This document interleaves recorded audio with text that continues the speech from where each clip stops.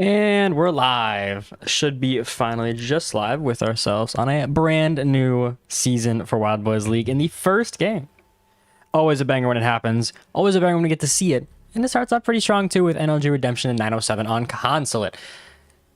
Out of all games, honestly, I'm very excited about this one. I mean, I was a little bit hating on it originally, thinking maybe it's not gonna be that good, but I think it's gonna warm up to me. I think we still have ourselves a banger of a game to start off, and we still got two left. We got one more right after this. Wild Boys Obey, or more currently as they're known, Wild Boys, versus WBZ Synergy. So you got Glabo, you got probably a pretty stacked roster, even without everything crazy, but we'll certainly see tonight. And know where we got it all back to back too. So you have this game starting at just around 7:20, and at 40 or so minutes, we should have ourselves another game right behind. Should be a banger when it does start coming up.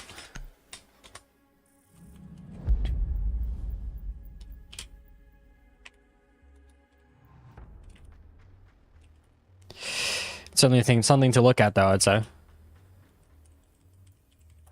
I'm actually very interested to see how we have this game play out. This is certainly one of the more questionable ones, I think, overall. Both sides have had their issues. Both sides have, I think, not what I'd call a bad team, but they have their questions, and that is always worth something to look for. And we got ourselves a new season. That alone is worth a little bit of value to me. Come on. You love it. New season, a new time, a new fun, this. It's always what you look forward to. And to start off, we got ourselves, which should be, I think, a pretty basic defense early on, at least. Maybe I think a little bit later we can maybe see the experimentation being pushed and see something fancy, but I think very basic, very plain is the normal way to go when you're in the first round of a new league. And you're the opener. I mean, I think there's enough pressure on here where you just want to do good first round. You already have a roster that is proven to be winning if you are 907.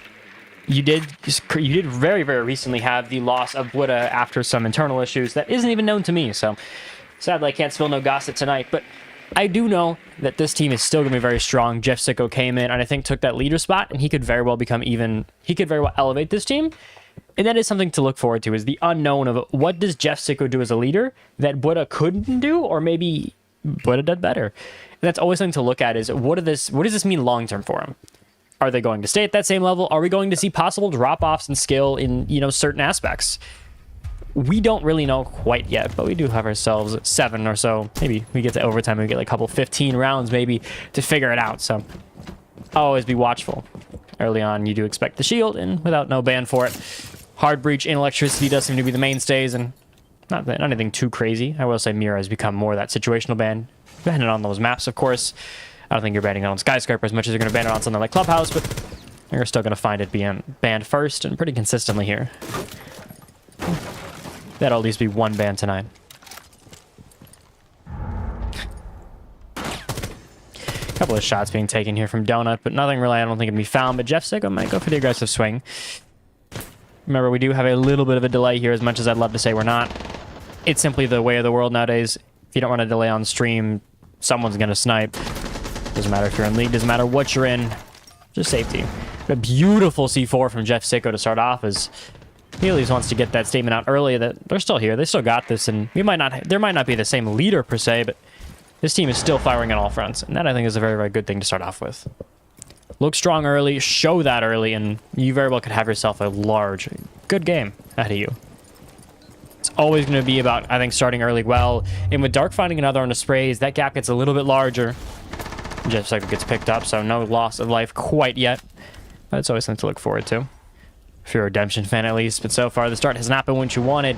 That can still change as Giovanni does find at least one here. Try to bring it back to something. Getting rid of Dark is at least going to help. But I think in this league, and in most of the team iterations we've seen so far, he is that kind of role player you trust and rely on, but not necessarily the person you expect to drop 15, on a per map basis. He'll do your job. He'll do those basic issues that you need to have done, but he's not really going to break the bank. He's not going to be a crazy ego. He's going to do what he needs. That is always, I think, something to look forward to if you are a fan of him. He's nonchalant compared to a lot of league players. He grinds and he does what he needs to, and that alone is worth a lot of value in a team like this. Where egos can be high and confidence can even be even higher. Having a down-to-earth person like him can always help.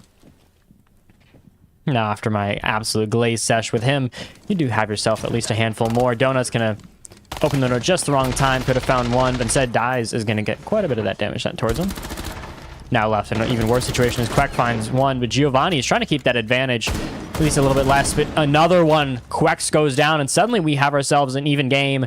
Maybe what looked impossible suddenly turned at least into a plausible win, but all down to Donut here, and Giovanni, who's had a triple and a banger of a game to start off with, make that 4, gets rid of Jeff Sicko. Maybe there's a statement here to be said, but with 15 seconds left, that time is always going to be the factor, and with a C4 in hand, you can always see it happening in a 1v1. You might not know it quite yet, but all it takes is the C4. And down it goes, and that's going to possibly be the end, as you might have had a quad kill, but it will never be enough as those C4s wait.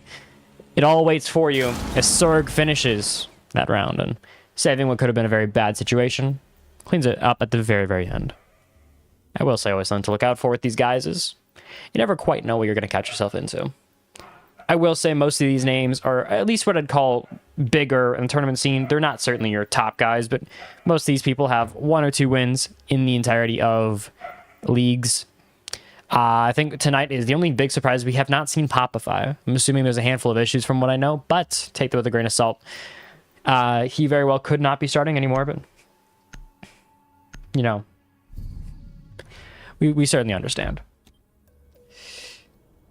Not every time can, you know, you have your greatest player pop off and come in for every game. So Quex might sadly be without his forever Boo Bear, but he should still have, I think, a very good and reliable performance.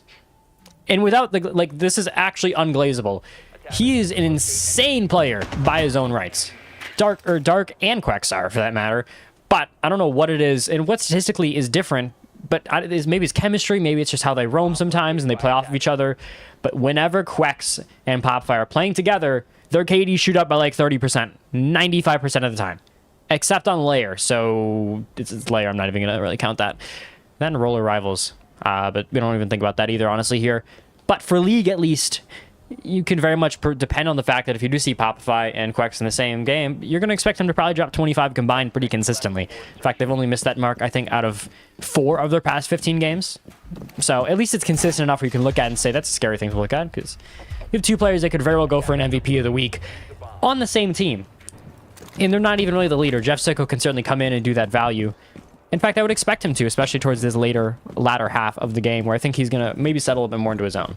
I would give him a little bit of leeway early on, just getting used to what is a new team for him. And I will say, remember, if you don't like this game, you have yourself a little bit more. The peanut butter to your jelly, you said hyper-aggression. I mean, Wild Boys and Synergy should certainly be able to fit that bill, and with a much bigger name with Glide at the helm, damage found, and Jeff Sicko goes down first. Don't at least find something pretty large and impactful for the entries. They do get rid of that roamer early on. Now that roam is significantly more stunted, and you might be able to see a play from Dyslexia, might be able to see a run up from Dark, but it's not going to be the same thing as you having a player there, and that's always going to hurt. So, certainly a powerful pick, I think, early on. I will be surprised if we don't see a lot of value come early on from this, so watch and see.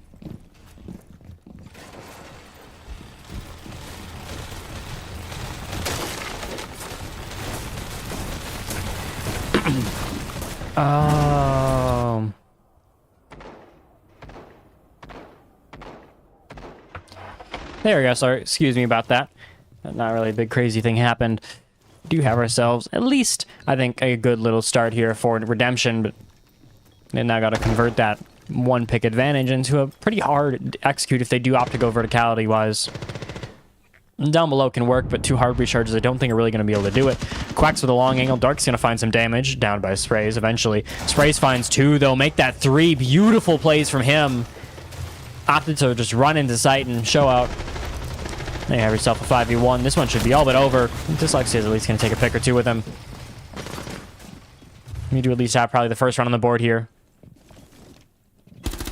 Maybe not. Maybe the diffuser can be stopped. Maybe there's still just a slight chance Nato7 can pull a miracle here and show some magic tonight. Hey, first game, you always expect to maybe see some kinks, see some special plays, and it's all gonna be dependent on him, where his actual positioning is so limited in this situation in terms of what he can even really do. His options are limited, but his damage is still already there. He finds 2, though, to start off. There might be just a chance, but he's going to have 35 seconds and have to clear verticality to do it. Maybe not, though, as a fall down happens, and now he's got to find Giovanni. and you're bad, all within the span of just 20 seconds. But that time is a little bit, I think, what I'd call different. You're gonna have a little bit more than what you need. Your bad's just gonna sit there and hide and lurk and wait. Eventually found by Giovanni, but valiant effort put up from a player that I think didn't have a lot of expectations going into this. You had one of the newest subs here for 907. He wasn't really on the team before, so when you come into that, you don't necessarily think, hey, this is certainly going to be your player that you have to worry about. But he at least showed something new. He showed there's maybe just a chance he can clutch some of those games, but I think a 1v5 is a little bit too hard for it, at least for tonight. But you never know. We almost saw Giovanni drop an ace, so who am I to assume? I will say it's always, I think, a bit of a come and go process sometimes with these players, not because they can't do anything, but because these games can get really weird really fast.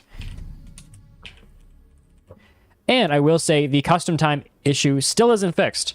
I don't know what's going on and what even changed, but you can't really do anything with customs. They're just glitched perpetually.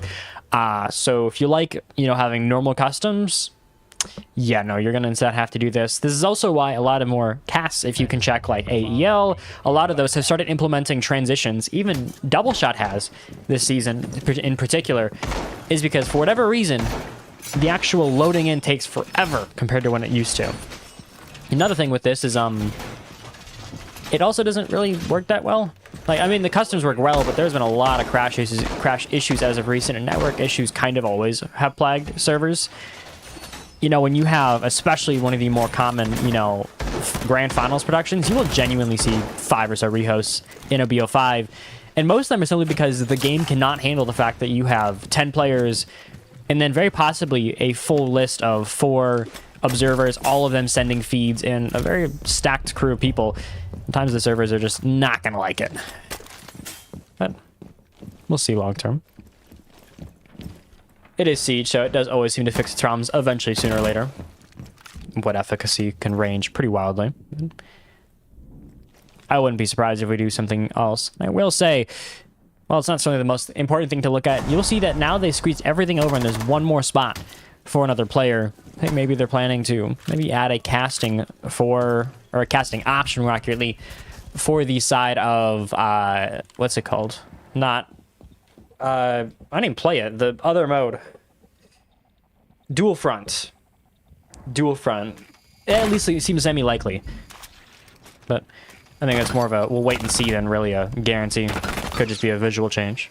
Also will say they finally did increase all of the animations to 120 hertz and in good, looks, which is the smallest thing ever, but it's kind of cool if you do notice it in time. You do see the first Deimos get out, and surprisingly not really targeting who I think was expected. I think a Valkyrie would have been a much more valiant target, even if you were wrong. I have 2 roamers, and one of them at least can be found. I don't know about Quex, obviously, with that Vigil. It's going to cause a little bit of issues with the Deimos, but you still have a Jackal. There should still be able to have some type of roam clear done if you so wish to. I will say it's always down to the player and always down to the plays, but Jeff Sick will at least find something with that pistol taken out by Giovanni, as apparently everyone's going to go for a trade fest with another found by Quex. Okay. Verticality, horizontal. I don't even know what I just saw. Alright. I got you, Quex. What matter, though, is it at least seems like the other side, they're not really worried too much, I think, about Quex. At least they're not really worried about the right position, which could always come to him, haunt them. But Zerg is going to find one more, making a very good 3-in-1 performance so far, and what is kind of an unexpected player in this game.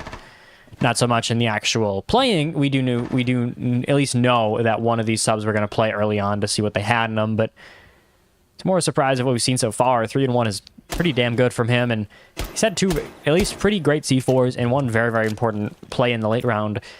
We're seeing a pretty good performance from him despite having his first start for a league, at least in a long time. We're going to see your bad go down, and with Quex grabbing, this round seems all but over. Donut might be an amazing player, but a 1v4 against 907 is not in the cards, I don't think. You never know. Maybe you can find something. Instead, Quex makes sure they end it quick and fast. Finishes it off.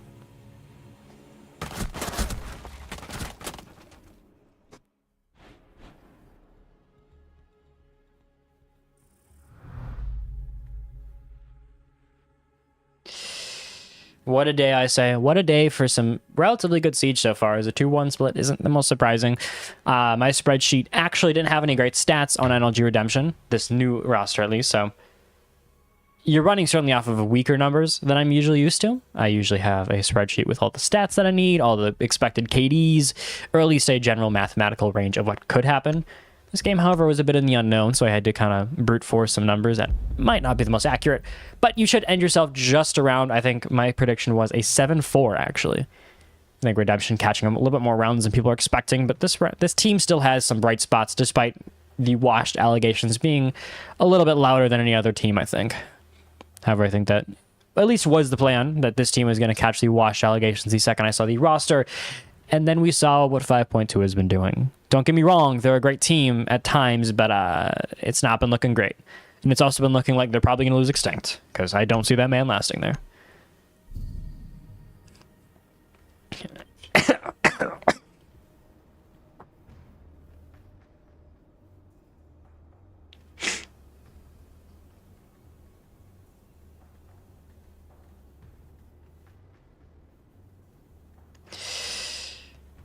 Always something to look for is what's next.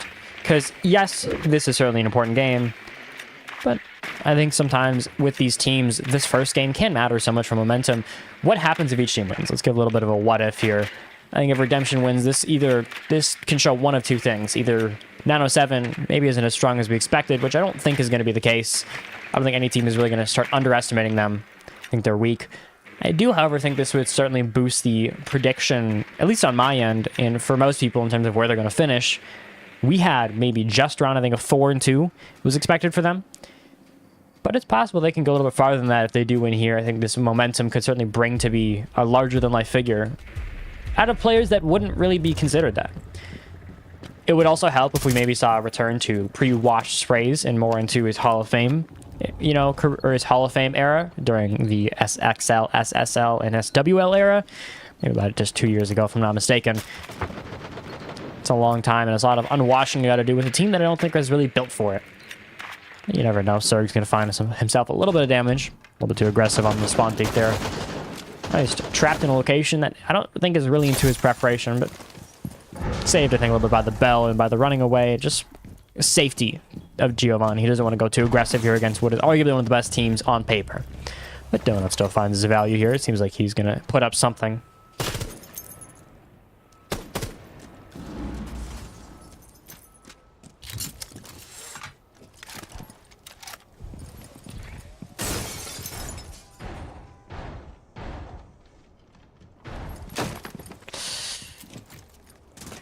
Yippee. It's always fun when you do get to see some new names, and you will at least look, if you're a League player and see Surg, and kind of think a very large question mark, a player that isn't really normally here. Quest and Dark is at least brought up more, as they have had multiple top 3 finishes. Sorry, top 2. Yes. Both of them, I think, have finished top 2 more than once now. Dark, Quex, and Jeff Sicko, actually.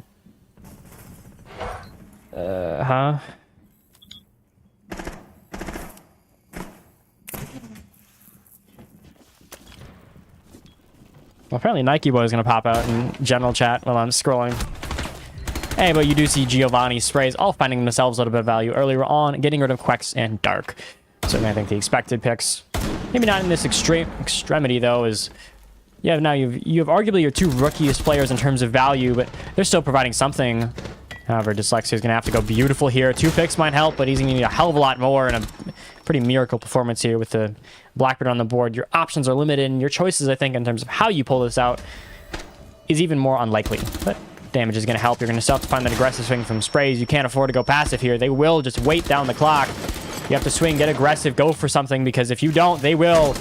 And eventually it's found, but you're bad. Interesting name, but we at least know exactly what he's talking about. So if you're tuning in during an ad break, I wish I could fix it, bro.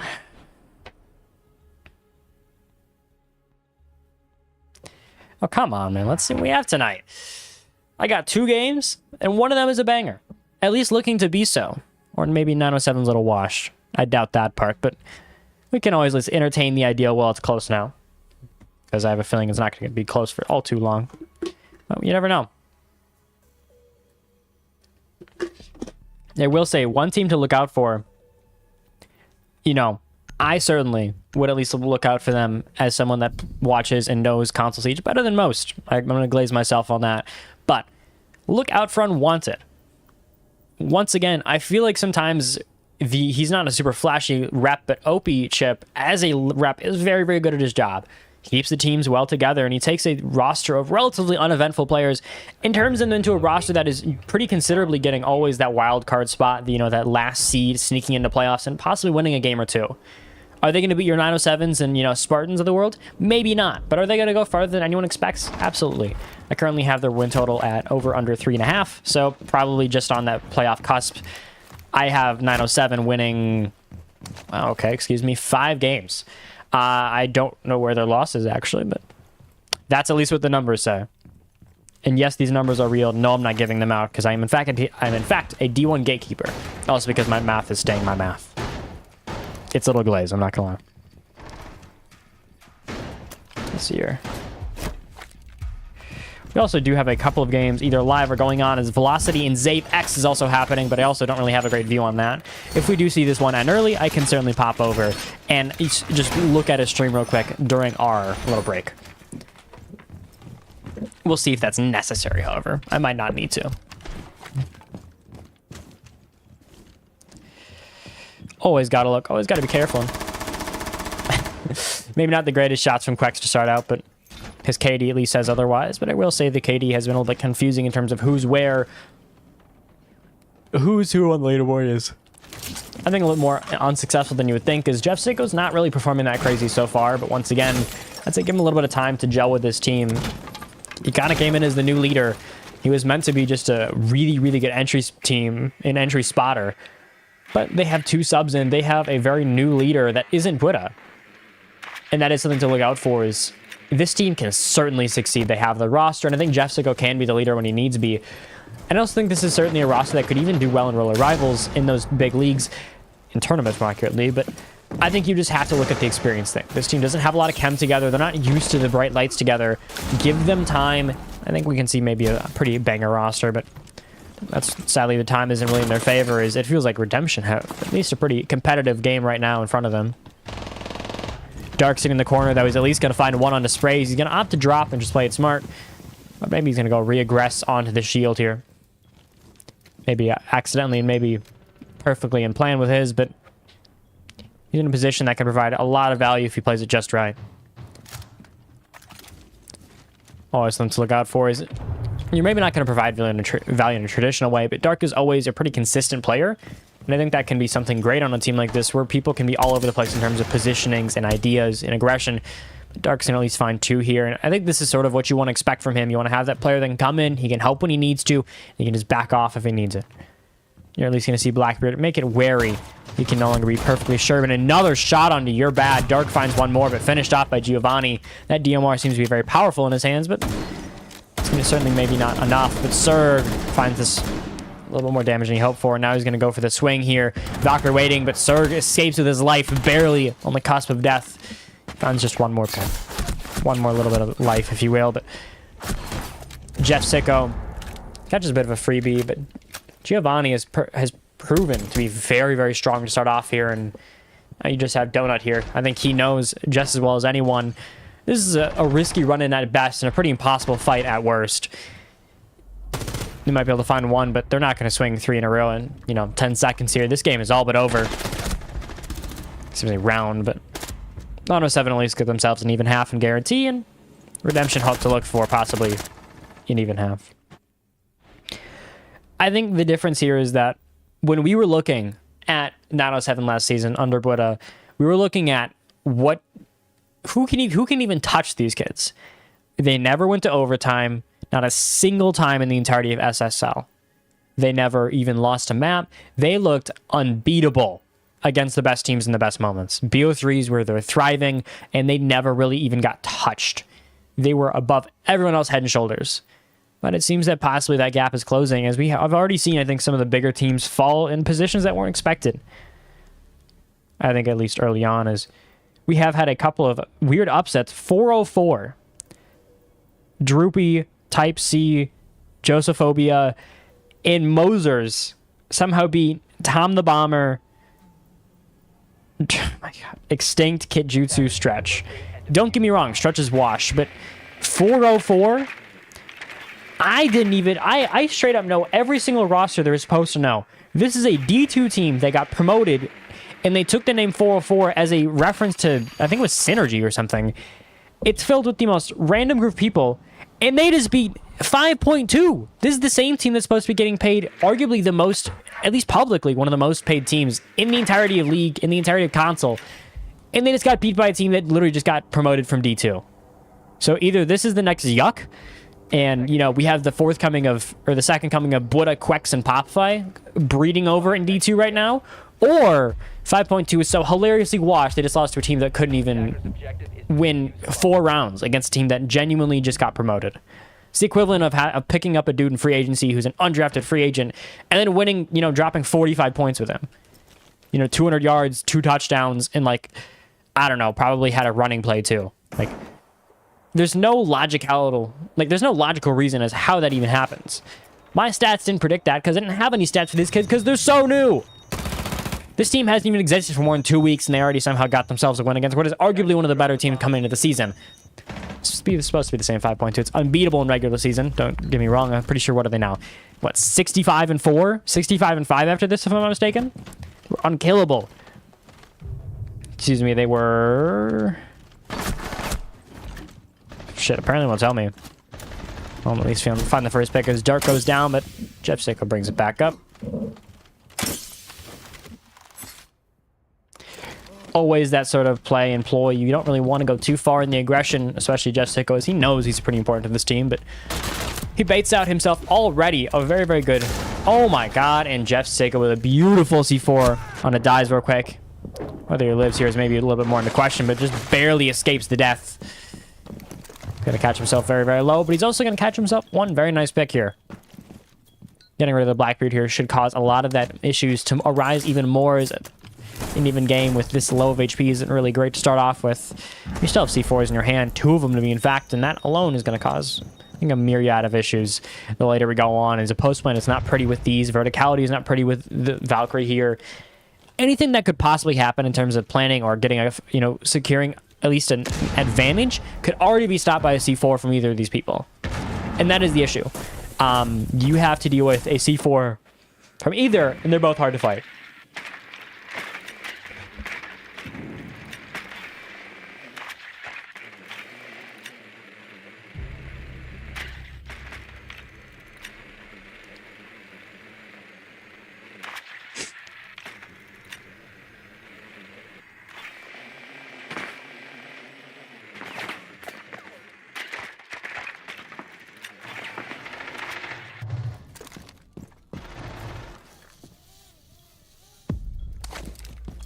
I think we're good. There we go. Excuse me about that. We do have Surg catching sprays, and now you do have yourself a 2v2 with just a handful of seconds left, but at least damage found. Giovanni does go down. If you don't in a situation, then he's not going to win as Surg finds both of them. Seems to have a hell of a starter campaign for him. 5 kills and hasn't seemed to be slowing down at all as we do head ourselves into that next half. 4-2 half is what is the more likely, I think, round out of anything. The 4-2 is pretty consistent for them on defense. Now to 7 has always been what I'd call a very good defense team, but they're never going to break the craziness. Unless it's like Boris or, you know, like, I don't even know who's even on that level of bad. Unless they're hilariously bad, you shouldn't expect it. Expect a basic, normal play.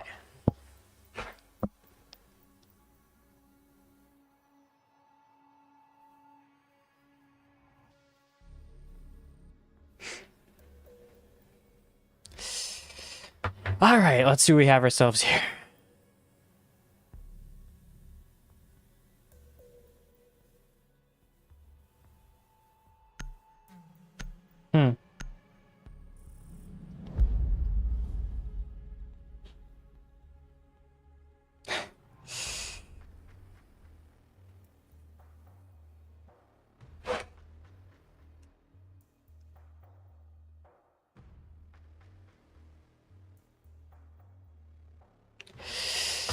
Well, let's at least work with what we have here. Is you do have yourself a pretty basic bland band, but I will say the attack bands are certainly more on the adventurous side in terms of what you normally see. Options aren't always bad, but I do like the idea here, the thinking. Yes, the Blackbeard is strong, but you're a good team countering it. More accurately, I think Redemption can handle the shields, but banning the ops that maybe are going to cut off sight more and always watch those flanks is not a bad idea. Backstabbing, playing these ops that are annoying to try to fight back against sometimes is a perfect way to play it. So, going into it, I do like the idea, and that's at least a good start you want to have, but I need a little bit more to get there. Is this too loud? I can't tell if this is too loud on my end or their end, and I don't know if it's either. Because it says that it's too loud, but like, it looks just barely bordering, so I can't tell. However, if you do say it is too loud, please do tell, so I can turn it down just a little bit on my end. Because no more than 5 or 10% would fix it. But if it doesn't need fixing, then I'm not going to touch something, because that's how you unfix more things.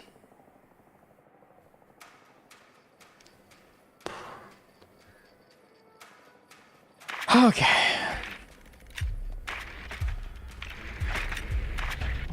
Yikes. Well, you have a handful more shots here, and it at least looks good so far. I think Redemption, once again, and this is how I think you're going to look at 907 a lot of the way here, is unless you're against the superstar matchups, which I don't think 907 has that many of, you're really just going to say, how far can you really go? Can you at least show more than most have?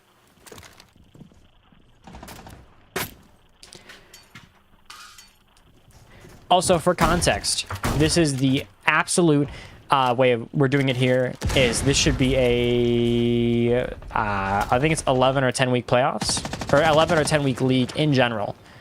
Don't worry, the prize should probably go up just a little bit each time, so I don't think it'll go any lower than this.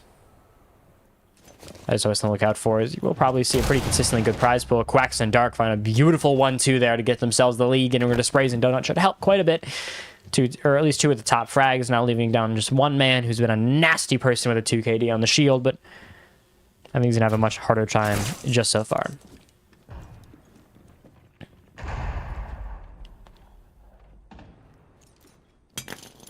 A good nade, though, to get rid of the global shield is always going to help. Now you're going to at least have a little bit easier of a time. Jeff Siggo finds one, making this a 2v5. 2v4 is dies, at least finds his first.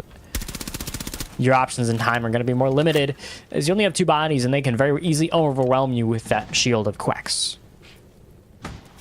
Okay, yeah, so it's fine. I mean, headphones are generally louder, so it should be cool.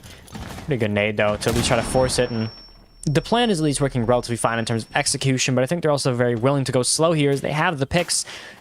And I mean, Typherd dies isn't really the most concerning player. Giovanni, yes, he is absolutely done amazing to start off so far, but past that, you're not really worried, you're not really scared for anything. Giovanni's gonna have a little bit more damage come his way, as that time is gonna, I think, loom over you even more and more. Now down to 1v4, it's just down to Quacks here, eventually finished off. Giovanni with 1 more on the board. He's at least looking to put up an MVP performance if his team can't do it. The Suxy finishes.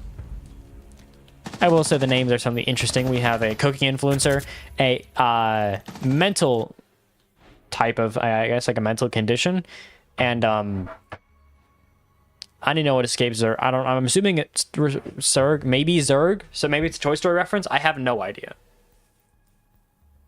You know, if I had an idea, maybe I'd tell you, but oh. Also, yeah, eventually we do gotta get that. The Wild Buzz is always a little bit too big for my taste. I'll work on it later, but I have some more issues right now. So, if you can't see the timer, sorry, I can't really fix right now. It's one of those things that's on a list. But as a week 1, as the first game, expect a little bit of issues. Ooh, did I already get it fixed?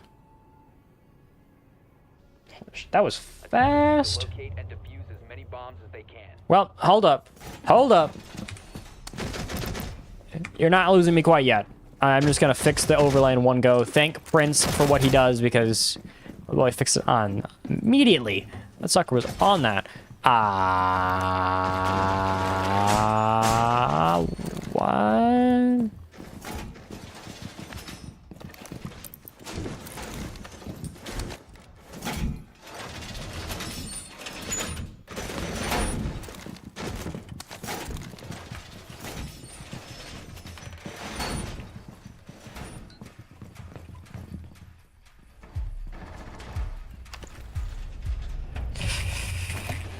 Getting it fixed, please.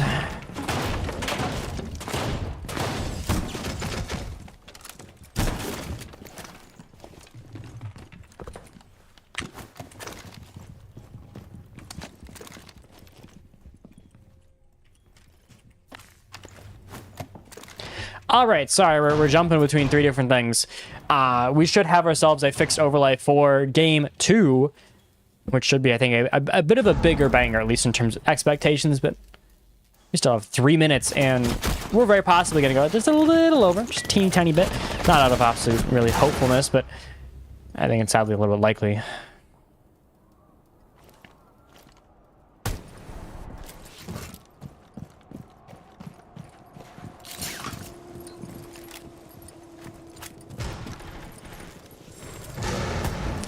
Never mind then. I'm a sad, sad man. I'm missing the game that I wanted. Ugh. Sad times. Well, we will not have a caster for the Synergy game. I am sad. I'm a little sad. But oh well. Man, it would have been like 4 minutes of waiting. God, you couldn't invite me. Jeez. All Dyslexia is still going to find sprays. At least a good start from your sub players, as they've taken over the game in what I call is a pretty dominant fashion. 6 and 3 and 8 and 4. Certainly not the players in the KDs you'd expect. I think we're at least seeing how deep this roster might be in terms of long term. Is if you're 5th and 6th strings, this would be what, your 6th and 7th string, if I'm not mistaken, are putting up 8 picks and 6 picks on a first game basis with each other. I mean, that's the equivalent of having a unknown. That's like drafting a player and expecting 300 yards first game. This is about as perfect as you could have from a player, from just a standard potential standpoint. They're proving their roles. They're doing what they need. I'm assuming their ego isn't crazy since they're new to the team. A lot of things going their way. Now they just got to find themselves. They got to find a round in just a one-player disadvantage. Giovanni is always, I think, going to be the big threat, though, as 9 and 5 is a large margin above everyone else so far, and Donut's even at least slightly close, but nothing compared to him right now.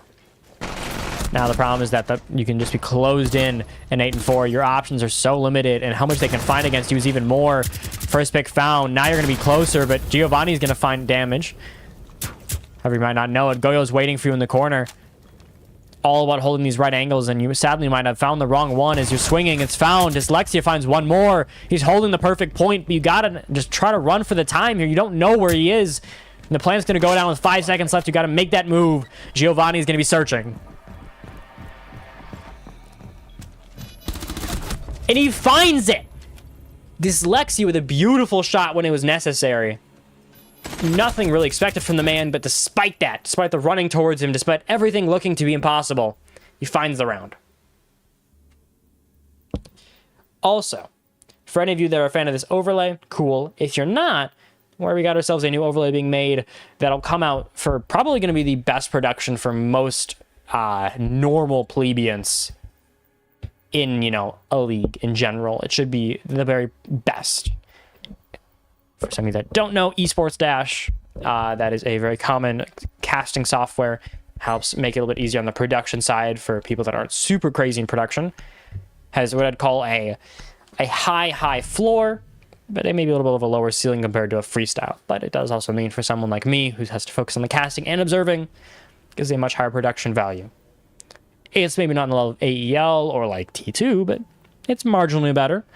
Plus there's transitions that are better than what I have, so take that, I guess.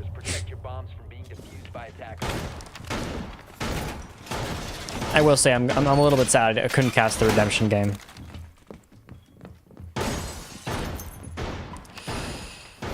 Wow, am I casting this?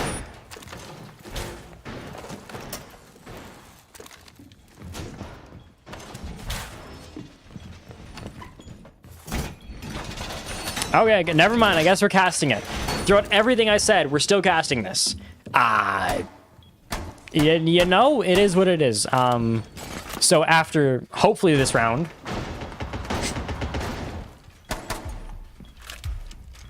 we'll see. We'll probably go on break for just a little bit. We'll get things fixed up, ready to go, and then we'll come back with a very, very brand new game and some damn better opponents, in my opinion. Don't get me wrong, Jeff Sicko and Dark, so far, a very, very good team in 907, but I think the difference in difficulty in terms of opponent is a little bit lower than a game like Obey, where you do have a very, very strong roster. I think that you're starting to see a very passionate Obey since they're going against Glybo now. There's no reason to not try. Jeff Sicko barely gets the plant down with the C4 in hand, coming right towards him. Surg, Quacks, all fine picks here. Dark's down below. I don't know. Jeff Sicko? Okay. For a second, I thought he was about a TK. Had me confused. Your bad finds one, but the issue is always going to be this post plant here. There's no real way to efficiently prepare for that, trying to defuse. They're going to swing you. They're going to make it miserable. The swings are going to be hard to fight. Sprays, Jeff Sicko all find something down below. The Supernova is finding havoc, leaving Jeff Sprays alive. No matter how much you do here, as Jeff Sicko finishes. That's a game, folks. Game 1 in the books. You have yourselves, finally. 907 start off strong in a 7-2 win against Redemption. And we'll be back in just a little bit with a new game, new overlay, and a damn better team, Obey. We'll be back in just a little bit.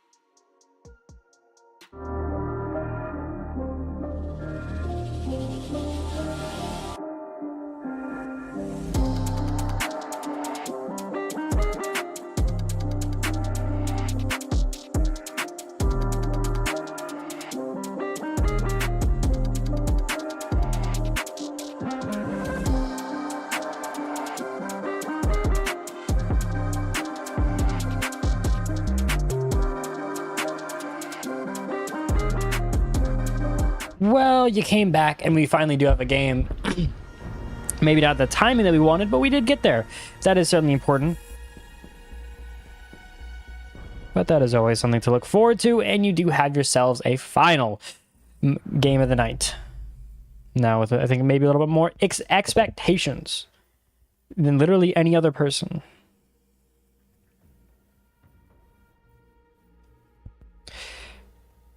Now, we'll certainly see about how well this is going to end. I have my questions, as usual, within a lot of these teams, but Synergy at least is coming to show tonight. I think the roster certainly shows that, and for some of you that... Whoa, maybe not the button I wanted to click. Don't want Steam open. There we go.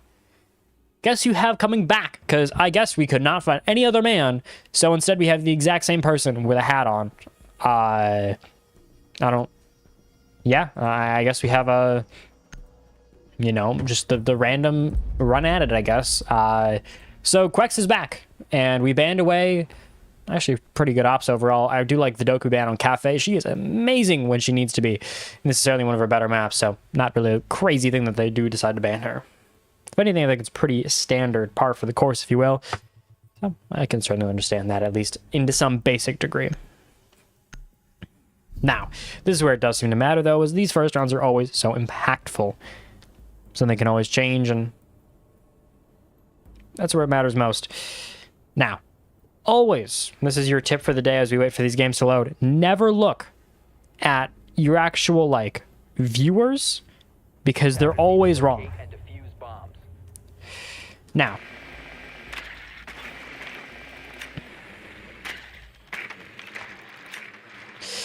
who's most known here? Snoozy, probably? I think. Probably Snoozy, yeah.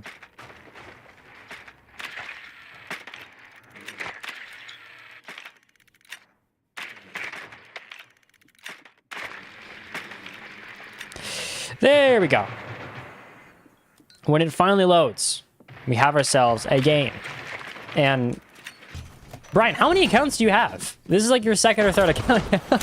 Brian, stop losing the Twitch accounts. Bro, I need you to stop losing them, not regain them.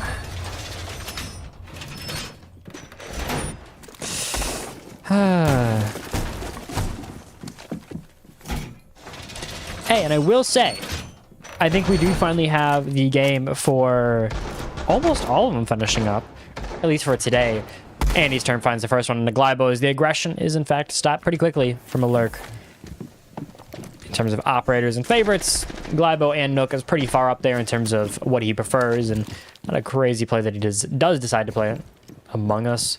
Dude, I'm not playing Among Us in the middle of a game with Glybo and Andy's turn. If this was like, you know, Bun players, maybe, but like, no.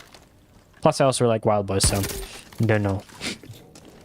Oh my god.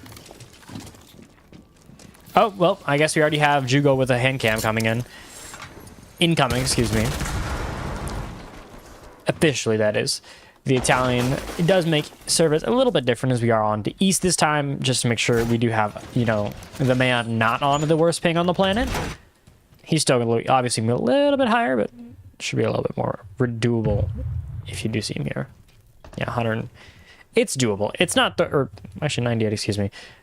But it's a little bit more than reason. You're not dropping 400 ping on Central. I mean, it's a little bit of both words. So if you see a crazy shot missed, look at the time, look at the ping. Quex and Andy's turn opt to find themselves in a fight first, with Quex easily prevailing. I think it's more of just a great position and great timing. But he'll gladly take that pick and work on with it as another in a 4v4 to make up for Glybo. Now you do got to be smart here. I think that the margin for error is still large, don't get me wrong, but I don't think you're going to see much be given if you do go crazy here. I think once you find that pick, once you find that advantage, it's going to be so hard to bring it back, because Snug does at least find that one big thing as the rep for this team. I would expect him to be a pretty good leader overall. It seems that he's able to somehow pretty consistently grab big players like in a very, very consistent format in terms of he gets them in the league, he gets them in the games, and that is unexpected. JBA, though, does find that pick pretty easily as well. Now, JBA also catches himself in a pretty hard situation. Quex finishes. Adexi also getting rid of Jugo here. The European goes down, leaving just Klept, who to find one more.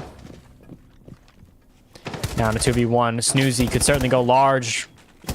Very big boom and bust sort of round here, where if he does find it, this is a hell of a statement to start off with, but Klept, absolutely unstoppable when he needs to be. And that is what you're looking for.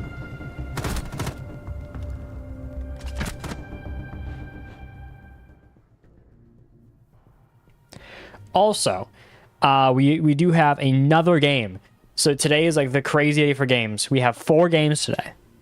I sadly cannot cast all of them. So maybe if we have enough games in one day, I will get all of these players to allow me to see their streams.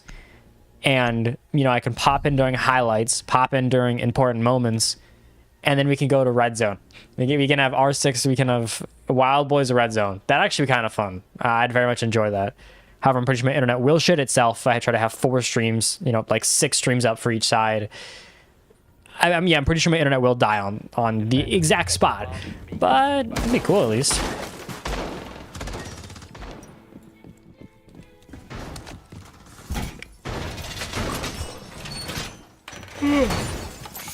All right, here. Let's see what we have ourselves left in a very, very good round to start off here for the side of Synergy. I will say, Glybo not being the man on the board to dominate is a little bit surprising, but I like it.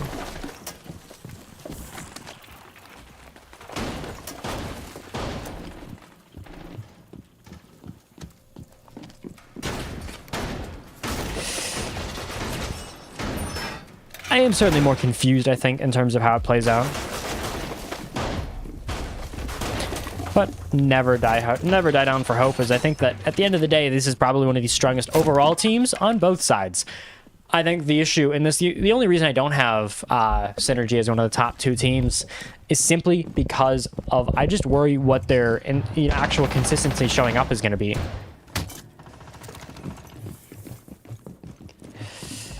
I mean, could it be good? Absolutely. Do not get me wrong. Synergy is an amazing team when they're all there. Same with Obey.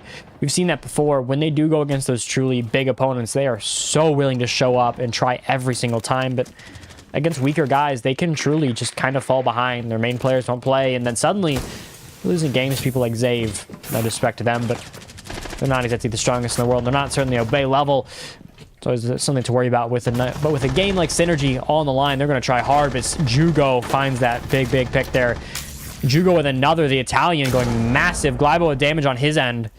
What might not matter is Quex with one more. It might be a flawless round as Synergy make a statement early on. It might be Obey, but we are certainly a team to be worried about. We're certainly a team to look at as a flawless round with Jugo and a triple. What's the next one? Wait, what's the next one? What's the next one? What's the next game? Hold on.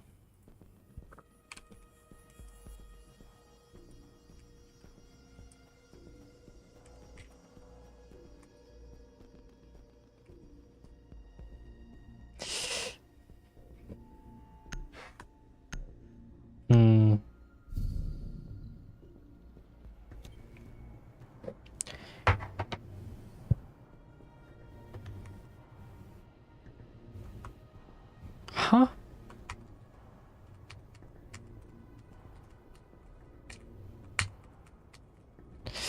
I don't know what game this dude's talking about.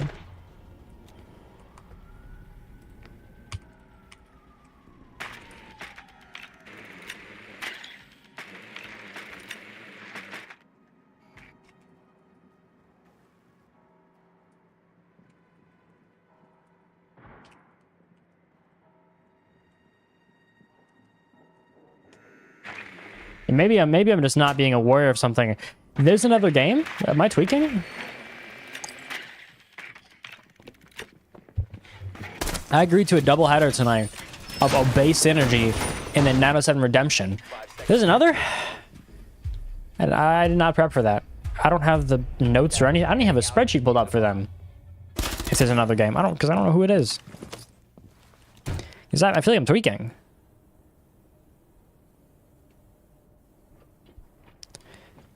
I mean, if there's a game, I might cast it, but like, I also got to finish a paper. Oh, yeah, this is the second game. Like, bro, what? God. This is the second game, my boy. Confusing the hell out of me. Well, I'll respond to chat later. I don't want to deal with it right now. I don't have to keep hitting escape so I can access my multi-chat. That's kind of a pain in the ass.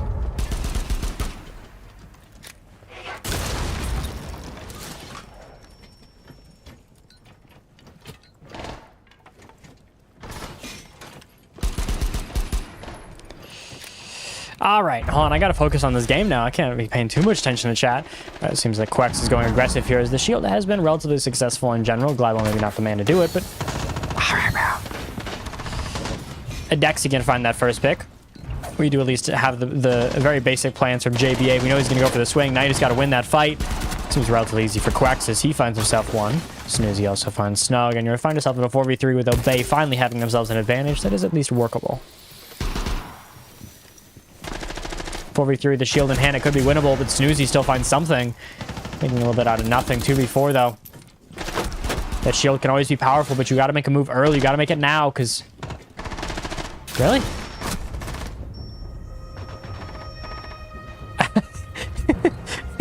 Holy shit. Oh my god, you got... That is hilarious. Oh my god, that's awesome. It actually did something. I didn't even know it could do that. Also, that link is not Wild Boys League. I will fix it eventually.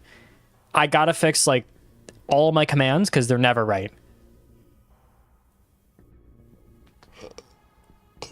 So if you think the commands are right, they're not. I don't even think. I think technically exclamation point bracket is open, but that's from Sunday. Yeah, last Sunday.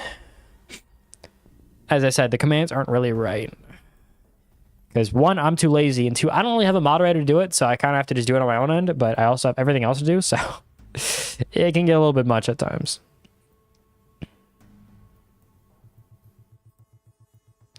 I find it hilarious. Technically, it shows that I have 7 views, but when I check viewer list, it's 15. Oh my god. That's your tip of the day is yeah. Ace, everyone. I didn't host I was trying to host, but apparently we had to have someone else host. So no fancy team names because console still can't do that, and they didn't feel like good. So listen, if it's an important, this is kind of an important game. If it's an important game like regulation or like standings wise, I will. Like if it was a week 1 barn burner, I'm probably not going to host because I want to work on something or nap for a little longer. But like if it is important, I will spend 5 minutes getting my siege up early and then getting it all set up. It's just dependent, if you will. It's also dependent on what we do see from this game. This is probably one of the more important ones in terms of just not so much actual points. These teams are both probably going to make playoffs and pretty consistently. I mean, it's the teams. It's Wild Boys' perfect spot. It is literally their league. This is like one of the most home turf you could get. But you couldn't even really fail. Like I think that this is your perfect time to just be smart, do what you need, and then clean it up if you are obey. But if you're synergy, maybe you can prove a point. Bro, all right, we're spamming the bracket now that I said it. Tisk tisk. I'm not going to disable a command every 4 seconds. I don't want to hear it. There's more to do in life. Also because I kind of forgot it exists, I'm not going to lie, because no one ever spams exclamation point bracket in a league game that literally says Wild Boys League. Hey, I'll probably put the schedule up later. I don't know.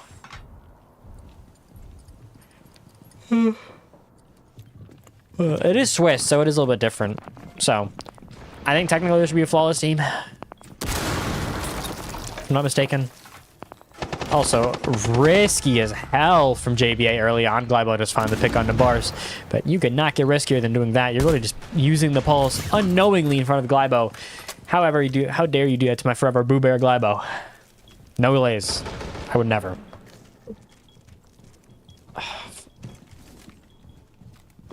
Also, I will say, someday, I would prefer that I can get to the point where I can not only get like 35, 45 viewers, not even for partner, simply just because I can meet new people. Like, at that point, I'm high enough on like the leaderboard of like people on R6. You'll see that if you look. We do see Andy's turn finding one more. It seems that he's on a roll, but Glybo finds JBA, eventually finding the pulse. Glybo wall accusations? I'm kidding. Glybo with the triple, though, he sure as shit is providing his value early on. Who needs a team? You have a Glybo. And that's certainly a way to look at it. I'd find it hard to disagree at times, but the shots from the feet still do value. This man literally cannot not find value. Like... What monster did I create? What monster did I create? Whatever. Snoozy, Andy's turn. Both have a chance to at least do something meaningful, but the issue is everything is closing in around them, and Jugo is going to find one. The Italian gets on the board here. Now making himself a very sizable 2KD. Now it's just Snoozy. This one's all but over, but you might be able to find a couple picks, make it look a little better. However, only one is going to be found as Jugo cleans it up, and Obey maybe look a little less strong than we expected. A 3-1 is maybe not the strongest start. You hope for so much more. Also, I will say, this is a pro tip. On my iPad, I have it pulled up under my account so I can see the delay on your guys' end, so I know what's happening when the chat is going on. It's a touch and go process. But when it does work, it works amazing. It's just, it doesn't work half the time. It's a very weird thing to do.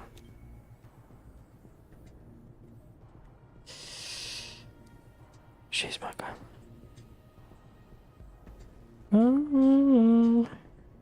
Also, I will say eventually I'm gonna have a not link. Actually, I will have a link. I will have a not even a command. I'll have probably a handful of commands set up. So whenever I type in WBZ in all caps, like I always do for Wild Boys League, I will always have a league, like a link show up, the commands will be there, so you can activate them. It'll be right. It just needs a little bit of work. I'll probably have it even set up where it says server link, teams, and I can change that manual every single time. I'll have players to watch out for, maybe, or like MVP can. Actually, I might do that on my own end, or Square, depending on what he decides. We might have an MVP contention for players. I have the stats, so it's not like I can't, but like, we'll see.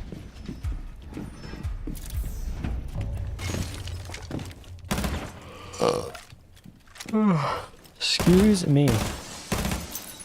Probably my late night has gotten to me. Gotten to my head. I'll see what we have ourselves with. A relatively, I think, not underperformance, but a performance that could have been so much more so far. It seems to be close enough. Like, the positions are almost there. Everything's almost there, but it's not quite yet. It's always, I think, going to hurt more, arguably, than a loss is when it's a loss that's truly close. Like, you can feel the win right there. That's the issue with these rounds so far, is they feel close. They feel like they're right there, but so far, Wild Boys hasn't had enough to really close it out, despite that one. Hold up, this guy might be onto something. Stand still, you... this is not happening. That's all you're getting. I'm not gonna do this. I was trying to do it for the meme, but yeah, I don't think I have the willingness to go through all that.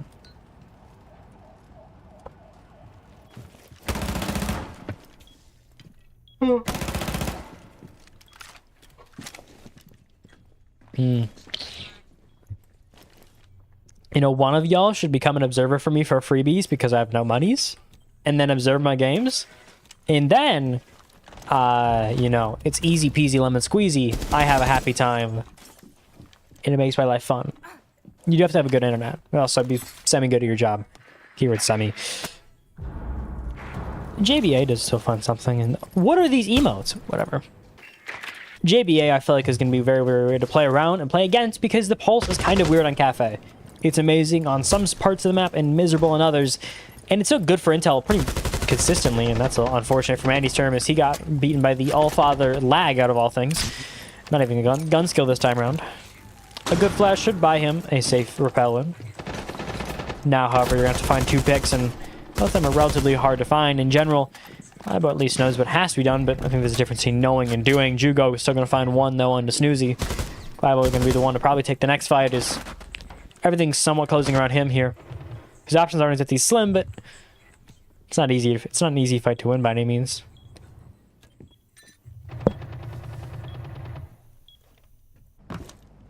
Well, we might be able to see a play here, especially if it ends well. Jugo might have his hand in a lot of cookie jars, if you will. He knows the pulse is, at least he certainly knows that now there is a pulse. That alone is worth quite a bit. Maybe even a sneak away here, as the plant might go down and they might not even know it. A ninja plant for the ages. They might not even know, as Glybo does get it down. Have yourself a post plant. Finish immediately by Barson and Dexy. So you might have started weak, but there's still a fight in us. We still have something within us that isn't bad. 3-2. And suddenly you're very close to an even half.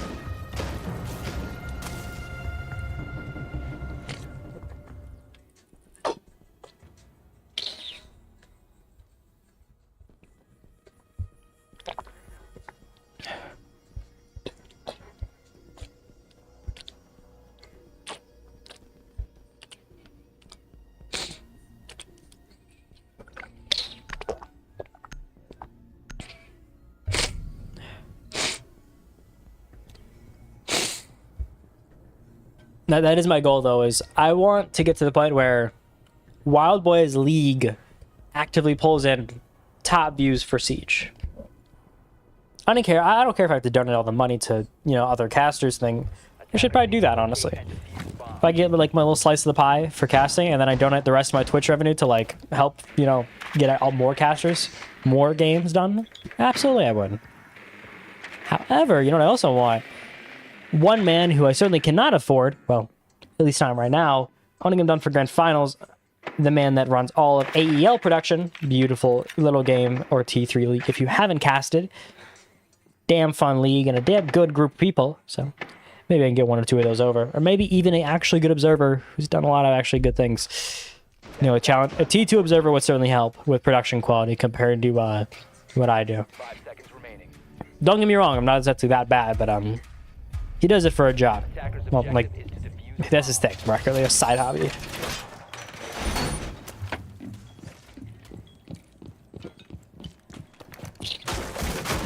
Specialize, specialize, specialize. A caster is the best at his casting. He used to obviously get a better producer and observer. However, a lot of times, most of the main guys will tell you when you do have that chance to just entirely focus on one part of the, one part of the system, only two parts of the system, it makes it so much easier.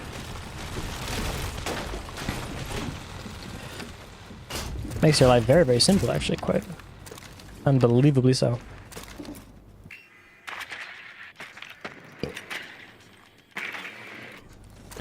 Now you have yourself one more good chance here, but Snoozy finds Snug getting a pretty important first advantage. Andy's turn with one more mukbang. What? We're talking about mukbang league? All thing I remember from that league is the time that Kaysen dropped a shit ton of kills because it's Kaysen. I'm not even gonna it's Kaysen. Kaysen drops 25 is like saying there's fish in the water. Probably already T2 or T1 level, just his time and age mostly. Klept at least is going to get some verticality, but I don't know how much it's really going to matter here as another pick found by Glybo.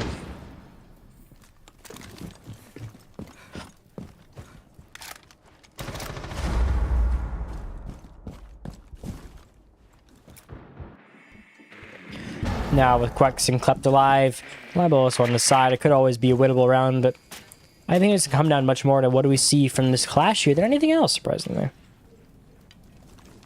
I think we've reached a point with that clash where she can immediately be a game winner, game loser sort of scenario, but surprisingly the pipe is going to do it from Bars. Well played on him to pop it, but I also don't think he expected an entire pick to come from it, so take what you can find, accept what you will, and move on.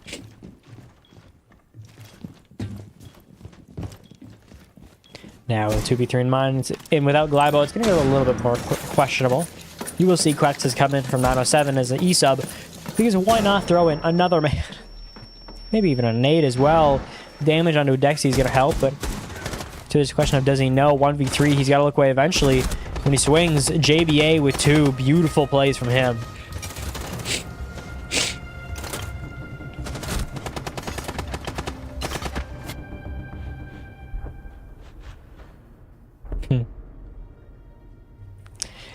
Dude, my throat is so screwed up. I can't like speak more than like 4 words without feeling my throat's covered in snot.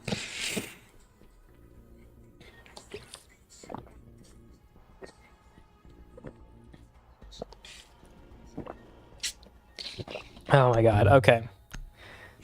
Ugh, that's maybe a little bit better. It's just one of those days. You know, my throat is not feeling it right now.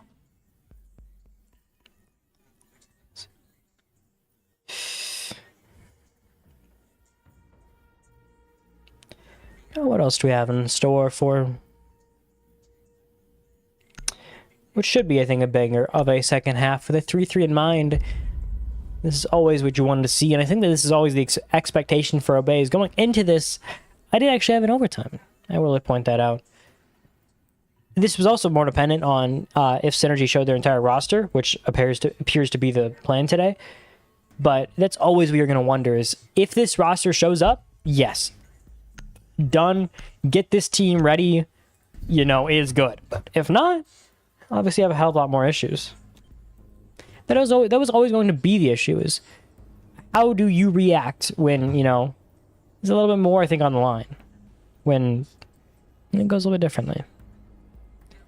Because we do know that Obey can be good. They also have issues with motivation. They have issues that they don't really care if it's not a top team. But this is also arguably one of the toppiest teams you could even ask for, so I feel like it kind of scratches that itch maybe for Obey, and this is always, I think, their prime situation.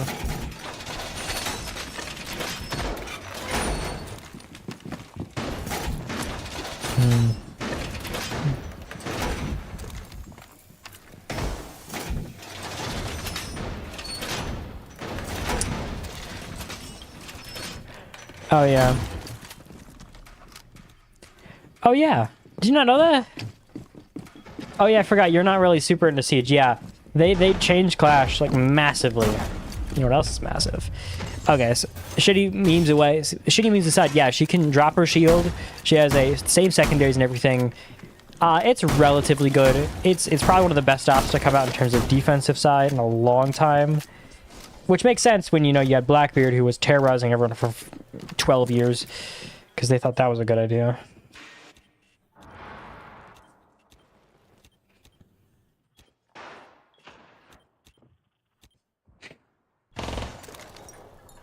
Yeah, we'll see what we can at least find with what should be, I think, a very, very long game.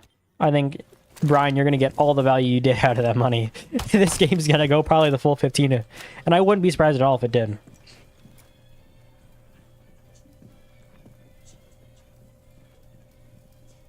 But it's always up to sort of see what we have.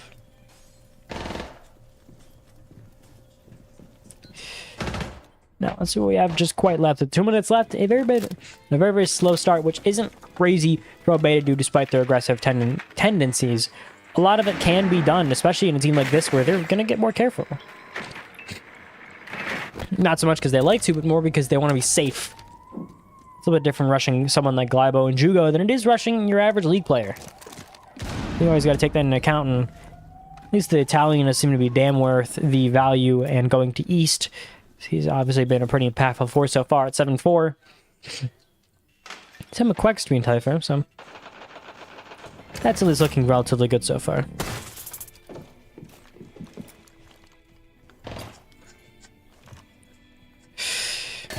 And what else do we have in mind for what should be a bit of a banger in terms of game planning?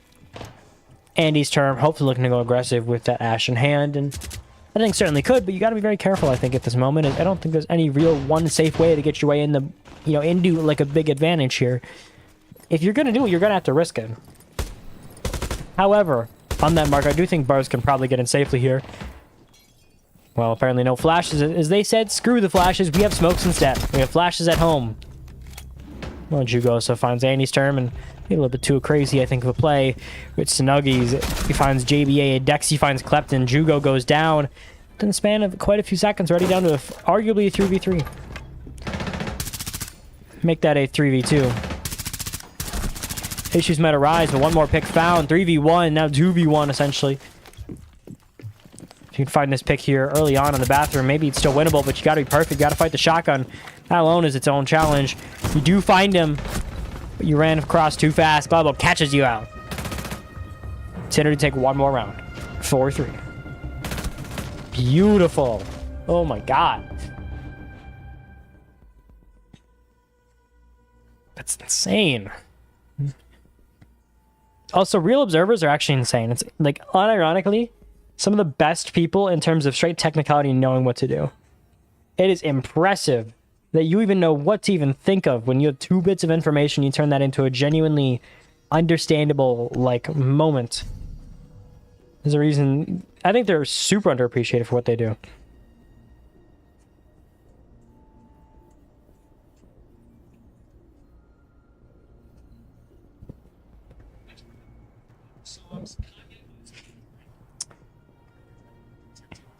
Attackers need to locate and defuse bombs.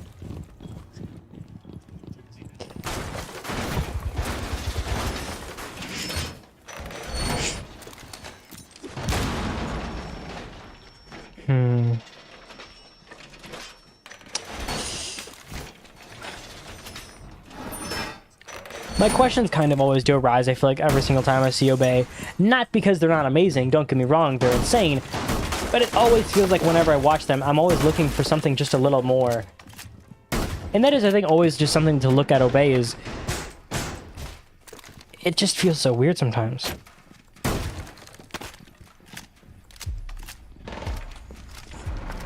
I don't know. I think it's always something to look at is, as a player, as a team, Obey always feels like they're not built to underwhelm, but when the lights get brightest, they either shine and they look like they should, or when they don't, it looks so bad because they're never truly all the way there when they're, you know, when they're not having the crazy lights on them. And that is, I think, a very stark difference to a lot of teams. Is Synergy is somewhat similar, I think, in a fact where a lot of the kids sometimes don't show up. Glybo is almost always probably going to be a consistent one for this team, and that will probably carry them alone to playoffs. Is, say what you will about the man, he's generally very, very good at his job and pretty consistently insane. But we'll see.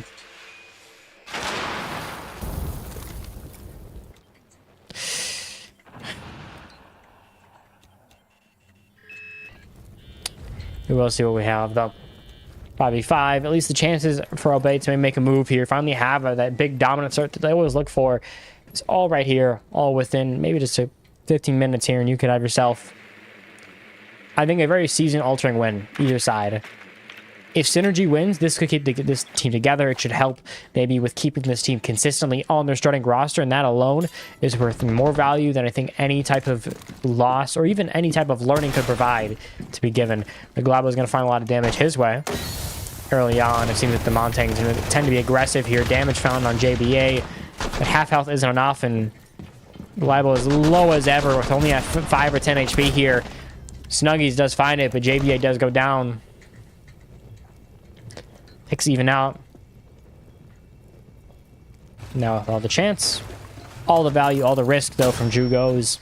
He seems to be the what I call the MVP so far.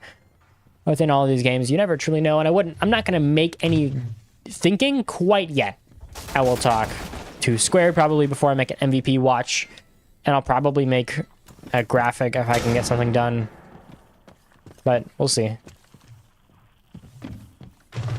That might be a play though. MVP watch, sort of how they have the Heisen. Trust, we got to get all the team reps to vote the best team by top 25, and then we can average it out and figure out what we have, top 10. Snoozy does find Snugs. The names are semi-similar, but it seems that one certainly comes out on top, getting himself the even KD finally. The aggression doesn't seem to be slowing down anytime soon, as I think they know very well they have to get aggressive at a time like this in a 2v4. 15 seconds and that time limit is great, but you have to be perfect because everything's going to come towards you. One kill, but it won't matter. Kleft's now going to be left in a 1v3 where he has all of the pressure on him, but so much he has to do. Eventually it's found by Andy's term. Obey get themselves an even game. It seems that we're going to be taking this one to a late one.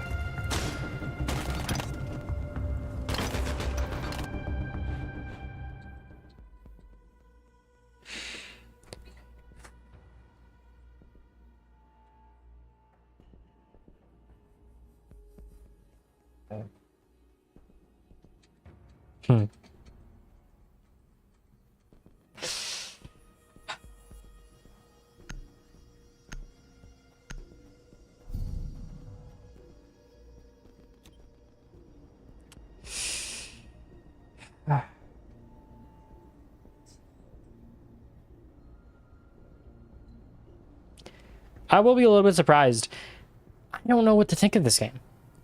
It's not even Obey at this time. It's just this entire game feels like an enigma. And this is always something to look forward to, I think, with a lot of these games is you will never see a close scoreboard generally with these teams. They either win large or they lose large. Well, for the side of Synergy, that's true. For Obey, it can seem like they once had an 8-7 against a friend Barras and not the good version last season with SSL, so I'm just saying stuff happens. I'm also saying I think the competition that I'm going to be casting will finally get better long term. I'm no longer going to be casting SSL, nothingness. I'm going to cast a real... What you're going to see for me is no longer the everything games. You got the cream of the crop. I got first pick in pretty much any league that you think of for console. Well, I don't think there's anyone to rival my pick. I think it's I decide the pick. If I'm... It doesn't matter if I'm getting paid or not. I get the first pick in every league for console. So if there's a specific game you want casted, throw a recommendation in. Maybe, just maybe. Or maybe I'll decide 907 because they're always fun to watch. Or maybe I'll decide, I think a game that I'm more excited for that I think that most people won't is Femboys, or as they're known now, BH Eva versus... I want to say I want it on Sunday night, but I don't remember. There's a handful of good games though, and I think sadly a lot of them aren't really this week in this week has been kind of weak in terms of games, I think, in the side of SXL so far, but, you know, we're willing to at least look. ZV Sports versus Unwanted could be very close. Spartans versus Wild Boys is going to be very, very good, I think. That actually will be a banger of a game. That'll be tomorrow at 8:30. Sadly, we'll not be the one casting it. And there's really that many casters that do it anymore. 4 wouldn't do it, I don't think, because he's not getting paid. And they're also not on the greatest terms. I don't know. I have a game here, I think, so. Right? I swear I have a game here. If not, then maybe I do cast it. Bars, though, is going to be found by Snug to at least get himself that first viable pick. I will say, despite what is a pretty great start overall from Libo in doing value, he has been 0-2 on the entries, and that has not been a strong suit, but this defensive half is at least so strong in a 5v3, arguably a 5v2, now that we do have a downed Montagne, as you would say it. Snoozy and Adexi, though, seem to bring it back, as now we do have ourselves an even game and a res. Snuggy's last man, really, I think, on a very important hold is a lot of pressure for the man. That's crazy. I am not supporting that. Well, officially, that is. Snuggy's going to find himself some value for finally being taken out by Adexi. Maybe the OF is warranted. Not bad, King. And then the show will always just be, how does the team work? You have yourselves, not all the games, but you have everything you need right here.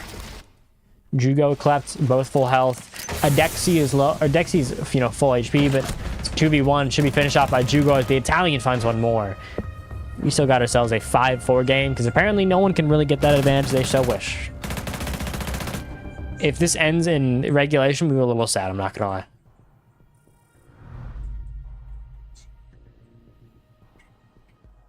I also think that a game like this is so important for the, not even for the future, for, like, if I'm going to do power rankings, I'm going to see if I can get a graphics made, or at least have something simple to be possibly made.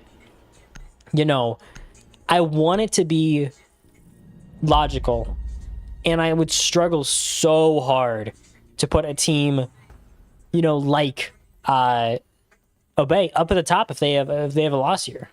Could I still put them top 10? Probably. Pretty easily, too. In fact, I might even do, I don't know, we'll see if I might do AP, like AP poll voting, where I get all of the reps to vote on a team unofficially, officially. I don't know, we'll see.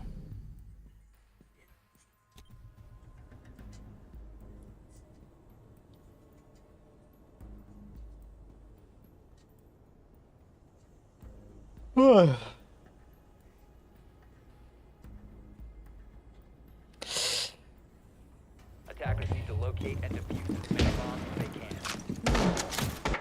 Now with 5 rounds on the side of Synergy, sadly 1 less right now for Obey, all of the opportunity for Synergy to finally take that 2-point lead that they've been really trying to find, but sadly haven't found too much well. Aiden Tax? I'm assuming you mean Aiden Tax, in which case, he's not even on console right now.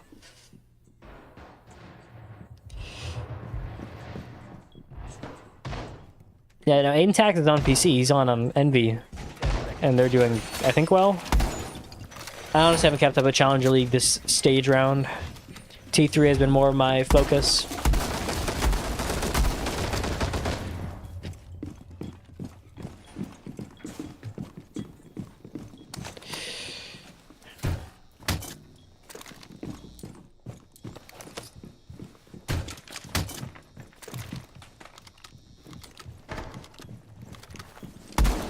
I'm gonna put Adexi. Top players wise, I think Prime Adexi you could certainly put up there in the top 20 conversation. Current Adexi, probably not above, I don't know, maybe he makes top 100. I don't know. I feel like there's so many players right now that are at least good. Adexi isn't there what he used to be. Prime Adexi, yes, he could genuinely hang his own and could be like considered a teammate that he would gladly have on like a roller prime and could win you leagues, win you tournaments by himself. He isn't that anymore. He's a role player, at least in my eyes. Glybo, I think, has kind of been all over the place, but in tournaments, generally, we do see him pretty consistently fielding not only a good team, but fielding it well. So I think he's always going to be what I'd call that pseudo-leader. It doesn't matter how you put it, and I think that either way, he's very good for the morale in terms of having him on your team providing that value day to day. I think he's always going to be a pretty consistent player. He's not always going to be crazy, even in leagues, but he's going to put up what you need. He's going to get away with what he needs, and I think it's going to make your team all the better. Oh. Well, still, yeah. Oh. Connecting the dots, I got you. Alright, Adexi does find one more in a snug.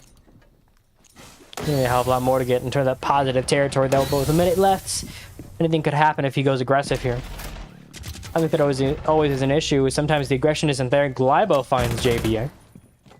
Picks being found one way or another despite whoever swings. I think it's a naturality at this point between these teams. Is no matter who gets aggressive, it feels like the aggression is going to be there one way or another. Quack's getting closer. Lurking, waiting for his moment, finds the damage, but not enough as Annie's turn. Snoozies both find picks on the Quex and Jugo. Makes it a little bit easier. Glybo goes down to Adexi. Maybe Adexi has something more in him.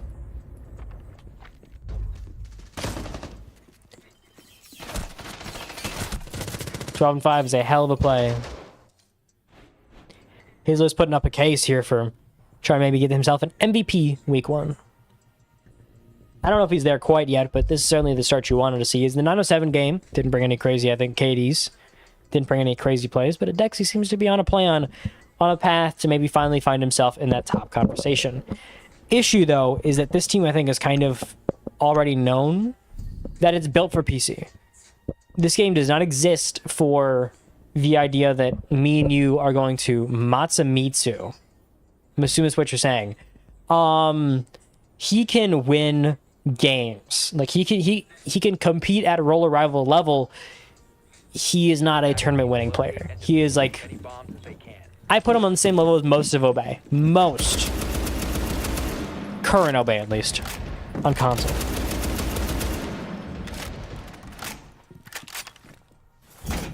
I don't know. That's what I think. Is I'd probably put him around like JBA level, Bars level, where they can genuinely function great on teams and do well. But I don't see him winning his own league alone. I've seen how he plays. I know how he plays. I saw him on other teams. I know exactly what he does as a player. I struggle to really say he's a league winner. He's a tournament winner. As a player, I don't think he's built to be that. He doesn't play like that. He will make it. No, he's like what I consider a lot of like.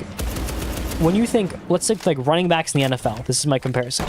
He will make a good team great, but he will not make a bad team good. That is my, that is my current statement, I guess, for him. Overall, at least. But picks have been kind of slow, at least coming in wise. They haven't been the same aggression we normally do see, but I think this always can be attributed to a little bit less, I think, maybe in terms of just both teams are backed off in a 5-5. You certainly do have your front runners, you do have your absolute standings, but overall, I think both teams have accepted the fact this is going to be a close nail-biter of a game. No reason to try to screw it up on anything crazy.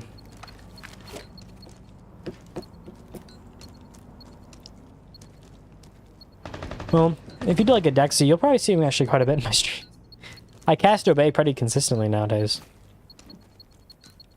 Well, at least the SIQ is finding value from the Adexi is good lord! What was that, 15 different things, give or take? Bro, alright. Matsumitsu, he's a winning player, but not like he doesn't win you tournaments. He makes a great team good. He makes a good team great, not a bad team good. He's like running backs in the NFL. Or having a good role player in the NBA. He's just that. He's a role player. He's great for those situations, but he's not gonna, he's not gonna win you everything. That's what I'd consider it. At least in the greatest, the easiest form.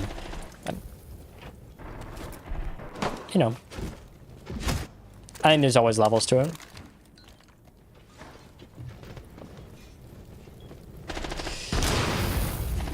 Oh boy, let's see what Ray's gonna do online. 5v5. It at least has been very, very close, and Glybo finds one more into Bars. And he's turned getting a beautiful shot into Jugo as the Italian does go down. I will say, I think you're going to see quite a few of these players. Actually, my cast is On the 11th, I know I'm probably going to be picking up the RPL World Cup. Then I'll have a handful of these players. Most of the big guys probably will be there casting and playing. I'll be casting. They'll be playing. We got some more shots though to the Montang. Sadly failed in this time, but the aggression is there. Quex, the only problem is he's kind of in between everything. Eventually finish up by Snoozy, but there's so little you can do in a situation like that. In the 3v2, all the options are limited, but Snuggy's going to find one more with a pistol in hand. He's got to have to pull off a reverse Montang, but JBA says no, leaving Glybo to be last alive to make a move off of nothing. Annie's turn finishes. Now you have yourself a match point for the side of Obey. Glybo has certainly come into his own. These players have felt what they needed to be, but you need more. You need one more round here if you are the side of Synergy. One more push to just try to get to overtime. Buy you those seconds. Those precious seconds can mean so much. It can always be the perfect thing you need, but you need one hell of a push with not a lot to work with.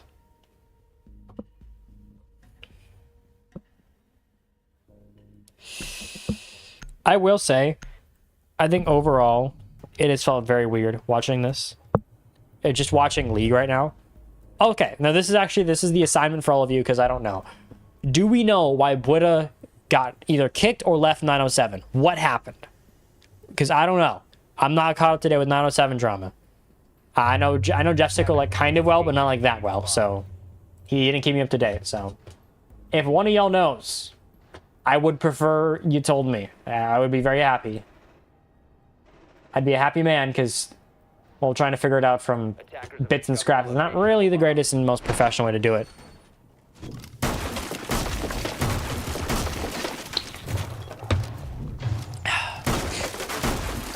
So, view it and see it how you will. But I don't know. I just don't know what happened to Buddha. I heard originally after a couple of wins, he was talking shit to Dark after a Sunday win. I know that might have caused some issues, but I don't know anything well enough to give a immediate statement on who's in the wrong, who's in the right. This is one of those situations where I just don't know. I don't even know enough to comment. Like, as a caster, I generally try to talk to the players involved in any drama pretty early so I can get the scoop, and then I can, sort of have my real comment based off of their input and anyone else's input that's necessary, and give a really informal and, formal opinion. I don't have that with Buddha. He just left from what I know. But I also don't really know that much, so information would be appreciated. Maybe an Indexy 15 bomb to start off would also be kind of fun. I know some people would like that, and at least Obey would at least be pretty happy.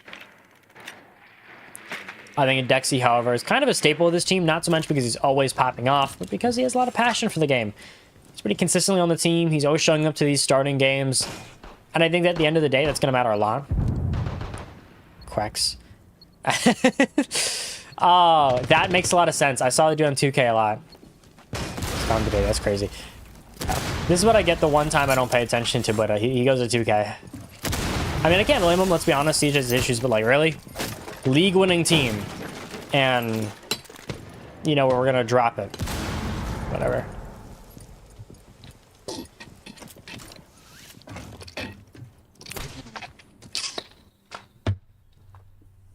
What do you mean by he's gone to Diddy? Because if you just mean 2K, that's cool. But if there's something else, I need to know. Don't give me half the drama. I need the whole gossip. We also do have a pretty good Malusi there to give you a little bit of a proximity alarm, if you will. Now, if you run in, you do have to worry about the looming threat. A very, very annoying thing called a Goyo. I can't speak. And the Goyo's going to do a crap ton of damage and at least keep you away. Keep the monsters at bay, if you will. I think the riskiest play, and arguably one of the greatest plays he could do here, is if he ran through his own fire here.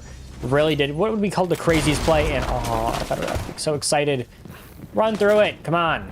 Well, no, not today, I guess. Discord link? I know, that's not the right Discord link. I will send the right one in between these rounds if I get a chance. The defending guys need to win this out, though, in a 4v4. All the options are up to them. Damage at least found. A deck is getting lower and lower. We're getting closer to a game in overtime, but all of that third floor is finally taken down. Verticality is going to come towards you with 30 seconds left. It's all going to be about these smart plays, the late ones. Snoozy found by Glybo. One more pick going your way, but an absolute banger of an angle from Andy's turn. Brings Quex down, makes it a little bit closer. However, the sit-in the corner, you might not know, but he's there. Jugo with at least one more. Now he can hide, run away, and suddenly you have a game that feels impossible to win because it doesn't matter how you play it. We're going to an overtime. Synergy, hold on just a little bit longer. We got ourselves a possible chance at max rounds. And would you look at that, baby? We got ourselves a full-fledged game. Can't be happier about that, can you?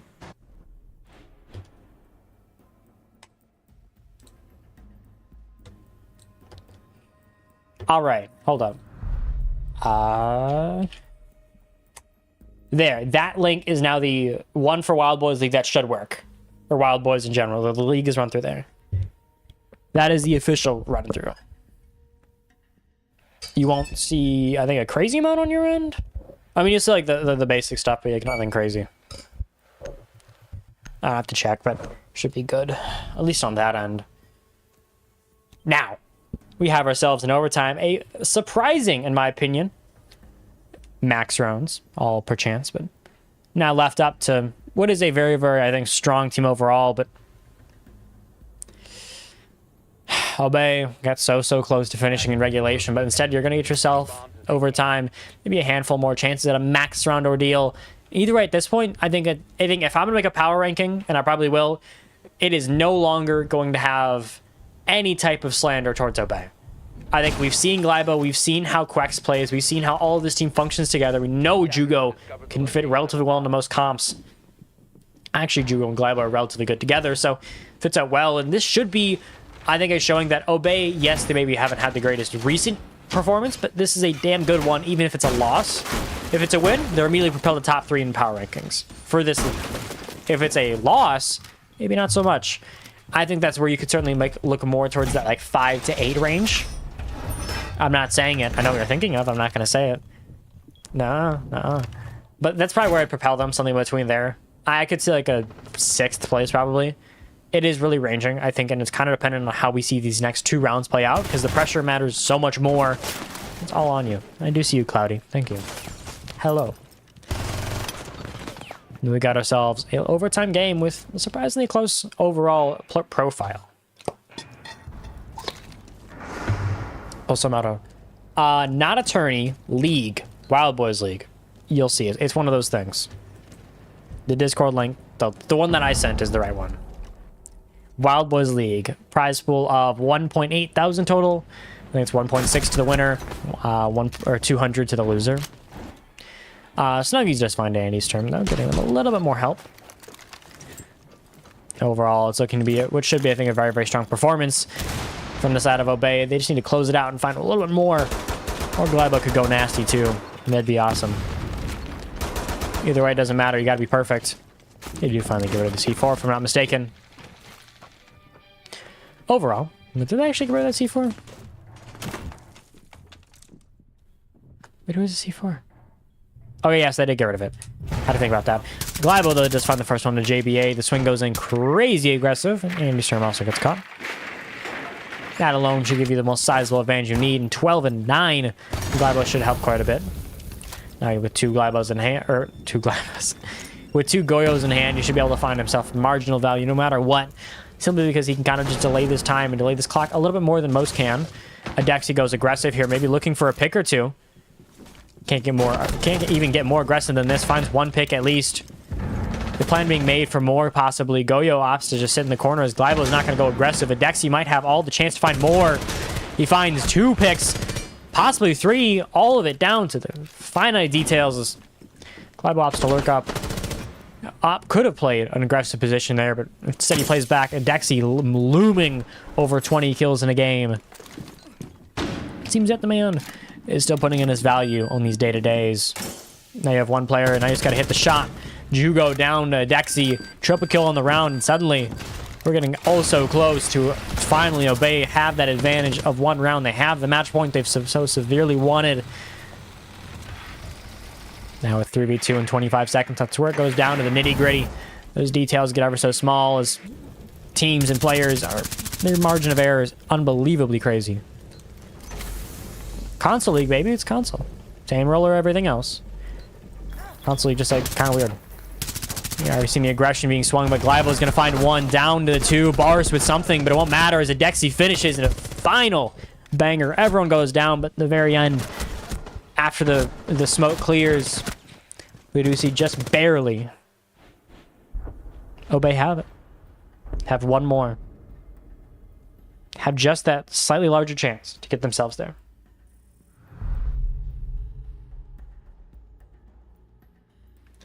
And maybe, just maybe, you can catch yourself on not just a good game, but we might have a max rounds, baby. And guess what? As a caster, I should be professional, but technically, this is volunteer work. So, this is fucking awesome. I just realized I'm streaming on TikTok. Don't demonetize me! Don't take away my live studio access, even though it takes up 12% of my CPU off of like one stream. Fucker, put an Amber Alert. What the hell? Did my stream crash? Because, like, if it did, I'm a tweak. If not, we're chill. And y'all are hitting this 90 seconds late, so it won't be useful. Okay, we're cool. We're cool. Cool. I thought that shit crashed again. I would have been kind of tweaking, honestly.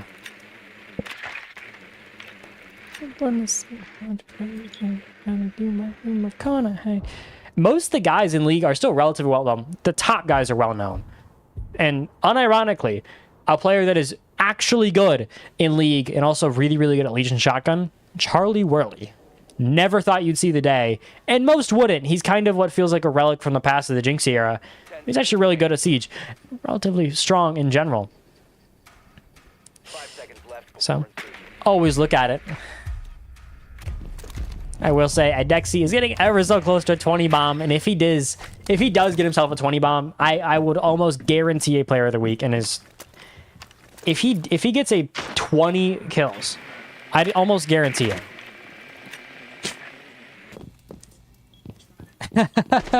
Oh, we know that game. I know the Champions game.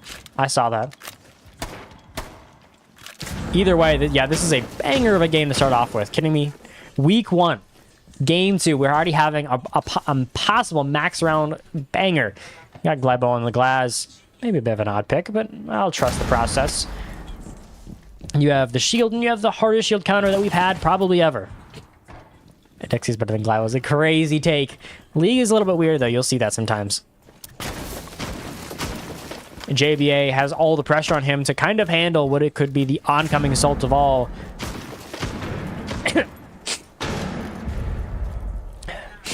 Okay, Mingo's all over the place. He used to be good, now he's kind of meh. But we have ourselves a 5v5. Everything matters in these picks now is you no longer have the space if you are the side of Synergy. One chance here. One real chance for a team to finally come together, to finally show out when it matters most. Obey always been filled with that randomness, but always been filled with the idea that they're not always enough. They don't try hard enough, but a C4 pop goes out. Glybo finds the first. The Glaz opts to find himself quite a bit of value as he can always be ridiculously annoying. Swing, you're going to try to find the clash, but you don't know quite yet. The shots go out to JBA. His foot is hit. Still damage on the other side as Snoozy is going to work his way up going aggressive. Everyone's so close to the damage. Everyone's so close to the gunfight, and they don't know quite yet. It's all down to it, but Snoozy finds one. JBA with another. Klept JBA with one more on the board, and now in a 1v3, it finally finishes Obey. After a long time of truly not being there. After a long time of failing to make it where they need to be. Losing those big games. They find themselves an overtime victory. 8-6. Well, that is how you finish the game, folks. That is how you finish the opener for Wild Boys League. Can't get much better than that. And tonight, you saw a beautiful performance from 3 people. Adexi, my glorious king. But at the end of the day, Adexi, Snoozy, Glybo all had their performances, but it was not enough for some. That'll be all for tonight. That'll be all for Wild Boys League. See y'all later.